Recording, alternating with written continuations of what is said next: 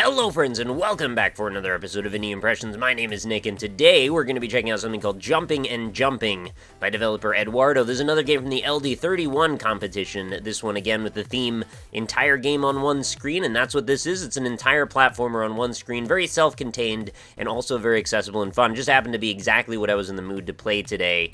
So basically this is structured sort of like Super Crate Box, only minus the shooting elements. We're going to be controlling this little kind of almost like low-res Meat Boy looking character with like a life bar under him. I don't know actually what this exactly is supposed to represent. Character is just like a little nugget.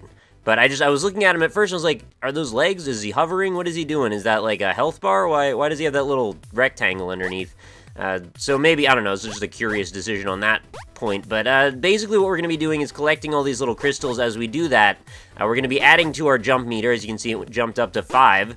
Then 6, and those will jump back down to 3, though, once I use them. So you have to try and conserve jumps, grab as many of these crystals as you can, and I know this seems really, like there's nothing going on, but when we reach a certain point, I think that point being 10, an obstacle will show up, and thereby will trigger basically a sequence of events where every so often a new obstacle will take part in the gameplay experience here, and eventually it will become kind of overwhelmingly difficult. And I really like this idea. I think this is a great, accessible, easy, fun thing to get into. I think everybody could probably get something out of this, and it's also extremely upgradable and changeable and, you know, addable to any kind of idea and direction that you feel like you might want to. Wow, that was fantastic timing on the part of that little ball launcher there. I don't think that thing is, like, maliciously trying to get me. It just sort of passively shoots balls every now and then and happened to be in the wrong place at the wrong time there. So, I mean, the presentation is really well done on this. The music is lovely. The jumping sound, as we talked about in the last episode, can be sometimes a bit of a detractor. This one is not as in the forefront as is necessary to be obtrusive. And the fact that it adds a number of different things as we go on is a kind of a nice bit of diversity that changes up this idea and makes it into something that I think elevates into a new area. I mean, in general, just like everything about this so far is just really well done, and I think that's where I think most developers should head in that direction if they're trying to make an LD game.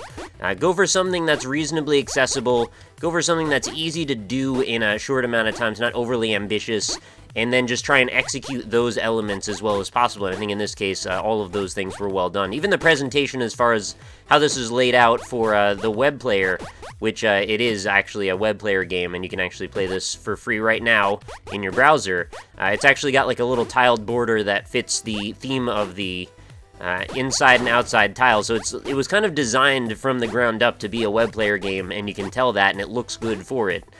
Now, I don't know how that would work if this was to be like its own standalone release, but I would think obviously a few things would change if it was to be that. And I was thinking about how would you expand on this idea if you were to expand on this idea, because right now, I mean, it's fine the way it is. I'm hoping that I'm going to get to show you some other obstacles, or maybe that I'll get into a further just a bit of progression here, but what I was thinking as far as like general gameplay that would go beyond just the obstacles is, what if after every so often, like at whatever increment is necessary, the actual, oh, I just jumped into that one. The actual gameplay area would change in a way, like maybe it would kind of permutate that.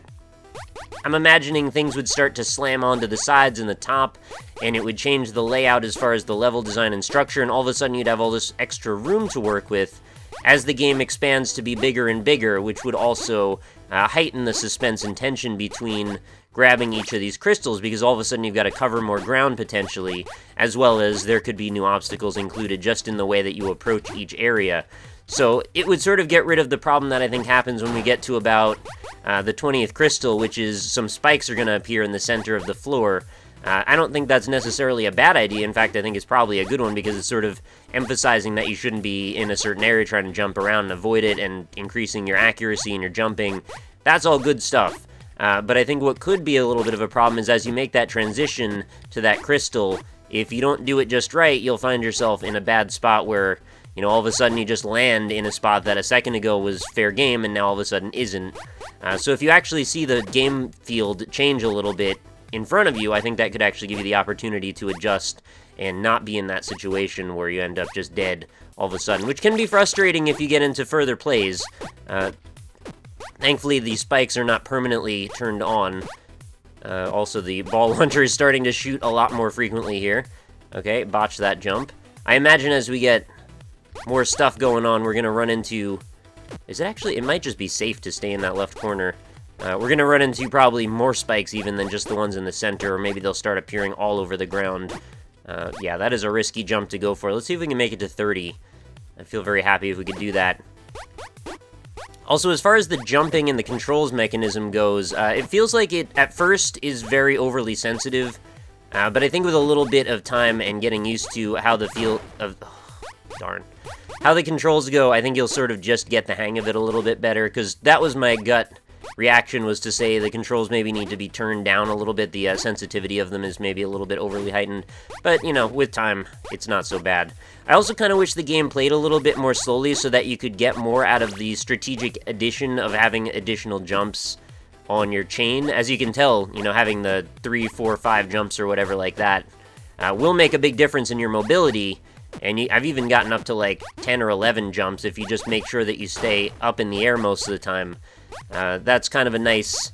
It's a nice thing to be able to do, because all of a sudden you can basically fly to anywhere in the level, and I'm thinking if you have a situation where the level design becomes larger in scope, all of a sudden having a huge amount of jumps might drastically change your strategy later on in the game, which would encourage people to play with sort of a long-term approach. But I also think for that to be reasonable, like, you would need to have maybe a little bit more granularity in your controls, and again, I think it's something you get used to, but also, it is a little slippery too. It might just also be the scale and the resolution of the game. You don't have a lot of pixels to work with here when you're making these jumps. But it is also, it's very rewarding when you get a chain of them in a row. It feels good when you can land through a bunch of these crystals without wasting extra jumps. Unfortunately, it doesn't happen to me as often as I'd like, but it does happen occasionally. I also express a little bit of questioning whether or not it's necessary to have the little pop-up text after each jump that says how many jumps you have left. I get why it was done, and it makes sense, and if it was going to appear anywhere, it probably should appear by your character, since you don't want to have to take your eyes off of everything. But I don't know, is it too obtrusive? Does it make sense being put where... Oh, God. Okay, I was right about there being more spikes. I don't know where is safe, actually, anymore. Alright, that's going to be really tough. Getting past the 30 mark and up into higher than that is going to be quite a challenge. I'd also love to see if, like, maybe they could take a tower climb approach to this and have, like, a procedurally generated level that just keeps rising up, and maybe after a while the floor starts to fade away and you just have to keep climbing. Oh, that could be, like, an extra score attack mode. Wow, terrible timing there. But I imagine that turning into something like sort of Bosses Forever, with the fact that it just becomes like an infinite platformer, and I'm okay with that. I mean, between the presentation, the audio, the controls, the whole package does feel really well done. So as far as a 48-hour game, ambition here is perfect. I just see a lot of things that could be done to make this even better for a future release if the developer wanted to pursue such a thing. And that's what I like to do with these LD submissions anyway. I like to kind of just dream about what possibilities there could be. I find that makes for sort of entertaining thought processes that could sometimes not ever go anywhere, but if they do, that's exciting too. And, you know, it's nice to kind of flex that muscle about, like, coming up with game design decisions on the fly, because, you know, I do all these videos without scripting, so it's just whatever comes to mind at the time that I'm playing the game. And in general, I think maybe it could maybe start some of those creative juices flowing, or at least that's what I hope would be the case between, you know, you, me, and the developer. I think that could be a lot of fun to have that artistic process going on. Anyway, I think that's about all there is to go over with jumping and jumping. It is very fun. I do recommend that you check it out if you'd like. It's just the type of thing if you want to kill a few minutes. Not going to be such a long-term experience that you'll probably end up sinking hours into it, but, you know, that's okay. Not every game has to be. It's just right for just that little bite-sized, fun time killer type of thing. So anyway, that's going to do it for another day, guys. If you enjoyed the video, as always, leave a like on it. It does help out the series quite a bit. Link for this game is going to be in the description if you want to try it out yourself. It is right in your web browser. You don't have to download anything. You don't have to do any work. Just ready to go. And you can listen to this chill soundtrack as you play and crank it up. Get some jumping in, hopefully get beyond the 30 crystal mark. It's harder than it looks. Give it a try. Let me know what you think in the comments, too. I'm curious to know if you liked any of those augmentations to the gameplay format here, or if you think it's just some things are maybe better left alone. Maybe just stay to the the strengths that it's got going on here and try not to overcomplicate it. I don't know. Let me know what you think about that. I'm curious to know. So anyway, that'll do it, guys. Thank you again for watching. Hope you enjoyed the video, and I hope you have a fantastic night. I'll talk to you all tomorrow.